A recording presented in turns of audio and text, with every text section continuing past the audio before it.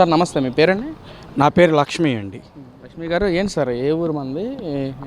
మేము జడ్పీహెచ్ఎస్ సత్యంపేట మండలం నుంచి వచ్చాను సార్. అక్కడ స్కూల్ అసిస్టెంట్ సోషల్గా వర్క్ చేస్తూ ఉన్నాను చింతపల్లి స్కూల్లో. నేను సార్ మొన్న ఏదైతే 2025 సంబంధించి మెగాడిఎస్లో జాబ్ వచ్చిందా మీకు? అవును సార్, 2025 మెగా డిఎస్సీలో నాకు జాబ్ వచ్చింది స్కూల్ అసిస్టెంట్ సోషల్గా వచ్చింది. ఏం సార్ అదే డిఎస్సికి సంబంధించి చాలా అవకతవకలు జరిగినవి. ఒక్కొక్క పోస్టును కొన్ని లక్షల రూపాయలు అమ్మేసుకున్నారు విద్యాశాఖ మంత్రి లోకేష్ కానీ మిగతా ఐఏఎస్ ఆఫీసర్ అంతా కూడా అమ్ముకున్నారని చెప్పి అంటున్నారు. అదే కోటాలో మీకు డిఎస్సి జాబ్ కూడా వచ్చింది. ఏం చెప్తారు సార్ దాని గురించి, మీ అభిప్రాయం ఏంటి?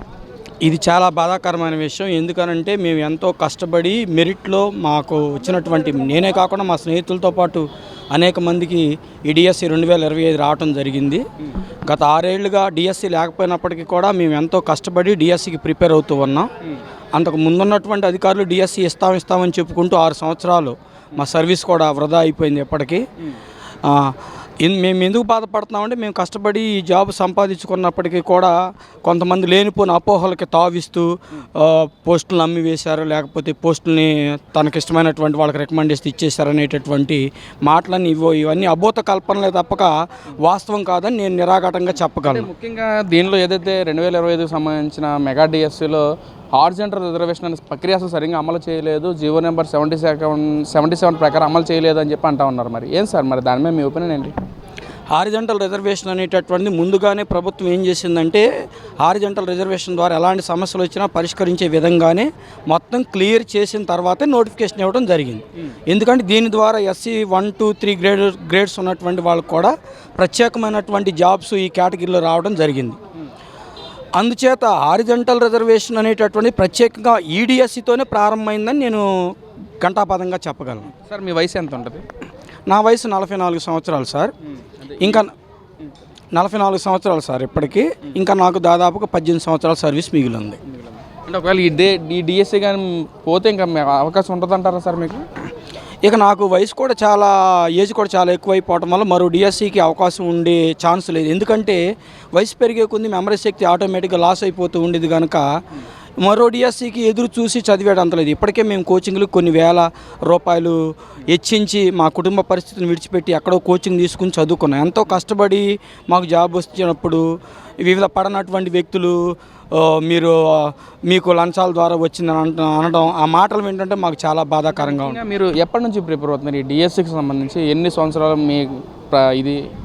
నేనైతే ప్రైవేట్ స్కూల్లోనే చాలన జీతంతోనే పనిచేస్తూ సార్, ఆ ప్రైవేట్ స్కూల్లో నుంచి పనిచేయటం అనేటటువంటి కొంతకాలంగా చేస్తూ, అదేవిధంగా ఇంటికి వెళ్ళి కోచింగ్ సెంటర్ల చుట్టూ అంటే కొన్ని ఎగ్జామ్స్ రాయడానికి వెళ్ళి దాదాపుగా మా ప్రిపరేషన్ 5 సంవత్సరాల నుంచి కొనసాగడం జరిగింది.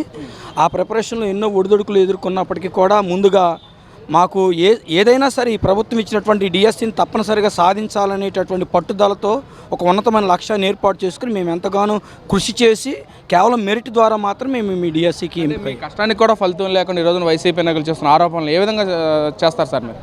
అంటే పూర్వాపరాలు తెలుసుకోకోకుండా మనం ఏదైనా అనేటటువంటిది ఒక వ్యవస్థ పైన మోపటం అనేటటువంటి సమంజసమైన విషయం కాదు. మా స్నేహితులందరికీ మెరిట్ లిస్ట్ ప్రకారమే జాబులు వచ్చినాయి. వాళ్ళందరూ వాళ్ళ కుటుంబాలన్నీ చాలా సంతోషంగానే ఉన్నాయని నేను ఈ యొక్క వీడియో ముఖంగా తెలియజేస్తున్నాను సార్. నమస్తే, మీ పేరు? నా పేరు మధుకిషోర్ అండి. నేను పోలవరం నియోజకవర్గం నుంచి వచ్చాను. గోటాల హై స్కూల్ పీడీ కింద వర్క్ చేస్తున్నాను. ఏంటి 2025 సంబంధించిన నోటిఫికేషన్ వచ్చిందా మీకు జాబ్? 2025 నోటిఫికేషన్ వచ్చిందండి. బ్రో మరి ఆ నోటిఫికేషన్ అనేది మొత్తం బోగస్, అది మెగా డిఎస్సి కాదు దగా డిఎస్సి, నిరుద్యోగ యువత ఆశల పట్ల నీళ్లు పోసింది కూటమి ప్రభుత్వం అని చెప్పి వైసీపీ నాయకులు మాట్లాడుతున్నారు. ఏంటి అదే మెగా డిఎస్సి సంబంధించి దానిలో మీరు నోటిఫికేషన్లో జాబ్ తెచ్చుకున్నారు, ఏం చెప్తారు దాని మీద? యాక్చువల్లీ మాకు దీనికి ముందు జగన్ గారు ఇచ్చిన డిఎస్సిలో పోస్టులు తక్కువ ఉన్నాయండి. దాని ముందు 25,000 పోస్టులు ఖాళీ ఉందని చెప్పి మనకి నోటిఫికేషన్ ఇవ్వడం జరిగింది. వాళ్ళు 2000 ఆళ్ళ నోటితో 25,000 పోస్టులు ఖాళీ ఉన్నాయని చెప్పేసి ఆ 25,000 పోస్టులు కాస్త 6,000 పోస్టుల కింద కుదించేసి జిల్లాకు వచ్చి 30 పోస్టులు 20 పోస్టులు 5 పోస్టులు పెట్టడం జరిగింది. అదేవిధంగా మన కూటమి ప్రభుత్వం వచ్చిన తర్వాత మెగా డిఎస్సిలో మనకి అనుకున్న విధంగా 16,000 పోస్టులు అనేది ప్రతి ఒక్క జిల్లాకి సఫిషియెంట్గా మా పీడీ పోస్టులే కానీ హెచ్జిటీలే కానీ మిగిలిన స్కూల్ అసిస్టెంట్ పోస్టులే కానీ ప్రతి ఒక్కటి కూడా అనుకున్న స్థాయిలో మునుపెన్నడూ లేని విధంగా కూటమి ప్రభుత్వం మనకి పీడీ పోస్టులు అనేది ఇచ్చింది. దీంట్లో దగా అనేది మాకైతే ఏం జరగలేదని అంతా జెన్యున్గా జరిగింది. దీనివలన వచ్చిన ఇబ్బంది ఏం లేదు. కానీ దీని మీద ఎలా ఏదైతే వాళ్ళు మాట్లాడుతున్నారు ఇక్కడ రిజర్వేషన్ సంబంధించిన ప్రక్రియ సరిగ్గా అమలుపరచలేదు, హారిజాంటల్ రిజర్వేషన్ ప్రక్రియ సరిగ్గా అమలుపరచలేదు అని చెప్పి మాట్లాడుతున్నారు. ఏం బ్రదర్ మరి ఏం చెప్తారు? అది హారిజంటల్గా అనేది ముందుగానే అనౌన్స్ చేశారు. ఆ విధంగా ఏ విధంగా అయితే హారిజంటల్ రిజర్వేషన్ అన్నారో రిజర్వేషన్ ప్రకారంగా ఇచ్చారు. ఇప్పుడు ఆ విధంగా మాకు ఎస్సీ రిజర్వేషన్ వచ్చేసరికి 67కి వచ్చి కట్ ఆఫ్ ఉంది. అదేవిధంగా లాస్ట్ పోస్ట్ వచ్చేసరికి అలా ఎక్కడ ఆగాలో అక్కడ ఆగింది తప్ప దీంట్లో ఈ పాటికి ఇప్పుడు డిఎస్సి జరిగి ఆల్రెడీ సంవత్సరం అవుతున్నప్పుడు ఈ మధ్యలో ఎవరికైనా నిజంగా న్యాయం జరుగుంటే వాళ్ళు ఈ పాటికి మీడియా ముందుకు వచ్చి లేదంటే కోర్టు ద్వారా కానీ మనకి జ్యుడిషియల్ ద్వారా కన్ఫామ్గా వాళ్ళు ఈ యొక్క డిఎస్సి అనేది దాంట్లో కేసు కన్ఫామ్గా గెలుచుకునేవాళ్ళు.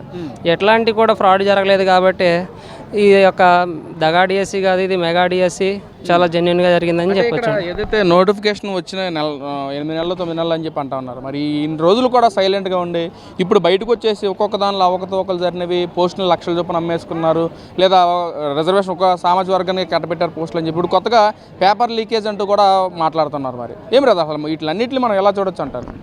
ఇది పేపర్ లీకేజ్ అనేది మరి కొన్ని పుకార్లు అనేవి డైరెక్ట్గా ఈ మిగిలిన వచ్చిన జీవితాలతో ఆడుకోవడం కంటే దాని మీద కన్ఫామ్గా సిబిఐకి ఎంక్వైరీ చేసుకొని దాని గురించి క్లారిటీ తీసుకొని వాళ్ళు అనేది ముందుకొచ్చి జ్యుడిషియల్ ద్వారా తేల్చుకుంటే మంచిదే. కానీ ఎంతమంది జీవితాల మీద పొట్టగొట్టి ఆడుకునే అనేది కరెక్ట్ కాదని చెప్పేసి ఖండిస్తున్నాం. అంటే నిజంగా ఇక్కడ అవకతవకలు జరిగే అవకాశం ఉందంటారు? అంటే మీకు నోటిఫికేషన్ వచ్చిన దగ్గర నుంచి మీరు జాబ్లో జాయిన్ అయ్యేంత వరకు మీ దగ్గర నుంచి అంటే ఎవరైనా ఫోన్ చేసి డబ్బులు వసూలు చేయడం కానీ లేదా డబ్బులు అడగటం కానీ జరిగిందంటారా? అలా జరిగితేనే నిజంగా అవకతవకలు జరిగినని చెప్పి అనుకోవచ్చు. మరి అంటే స్పోర్ట్స్ కోటాలో అవకతవకలు జరిగాయని కొంతసేపు అన్నారు.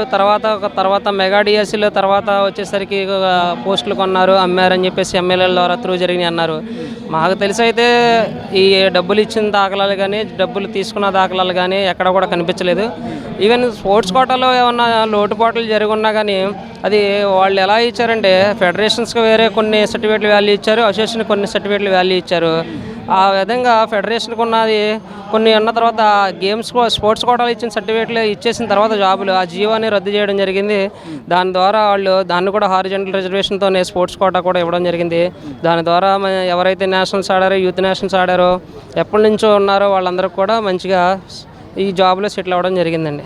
ఇదైతే దగా డిఎస్సి కాదు, మెగా డిఎస్సి అంతా కూడా ఎటువంటి నిష్పక్షపాతం లేకుండా జరిగిందని చెప్పేసి మేము నమ్ముతున్నాము. ఇట్లాంటి వాళ్ళు బురద జిమ్మాలని ట్రై చేస్తే మేము కన్ఫామ్గా ఖండిస్తాము. దీనికి అంతటికైనా మేము పోరాడతామండి.